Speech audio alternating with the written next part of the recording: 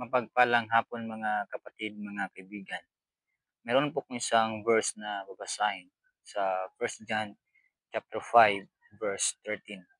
Sabi ng Bible, "These things have I written unto you that believe on the name of the Son of God, that ye may know that ye have eternal life, and that ye may believe on the name of the Son of God." So mga kapatid, mga kaibigan, pati pong tandaan na ang kaligtasan na binigay sa Diyos, mga kapatid, ay hindi po nawawala. So marami pong mga preacher ngayon sa social media na nagtuturo ng kaligtasan ay nawawala kung ang isang tao na nagkasala sa Diyos. Pero ito mga kapatid, mga kaibigan, malalaman mo na ikaw ay buhay pa, ay meron kang buhay na walang hanggan. So tandaan po natin mga kapatid na ang writer dito ay siya po ay nagpapahiwatig or isinulat niya sa mga taong buhay na tumanggap ni Jesus Christ bilang tagapagligtas sa kanilang kaluluwa. Babasahin ko ulit, "These things have I written unto you." So sino yung mga yu?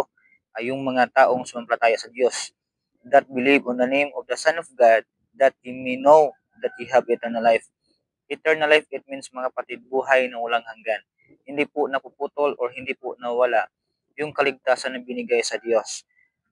"And that ye may believe on the name of the Son of God." So, wag po tayong maniwala mga kapatid, mga kaibigan, na ang kaligtasan nawawala. Hindi po tayo maniwala.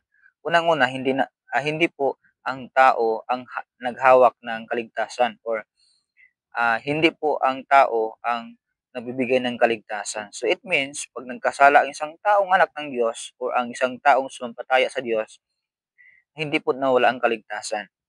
So, hindi po sinungaling ang Panginoong Diyos mga kapatid, mga kaibigan.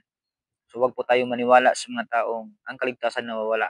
Dahil pag sasabihin natin o sinasabi natin na ang kaligtasan nawawala ay isa lang po ang punto diyan, ay sinungaling ang Diyos. So ang tanong, ang Diyos ba ay sinungaling? Hindi naman. So yun po ang promise sa Panginoong Diyos mga kapatid, mga kaibigan, sa kanyang mga anak. Kaya nga anak ang binigay ng Diyos sa mga taong ligtas dahil dito sa mundo ay nagkasala pa tayo.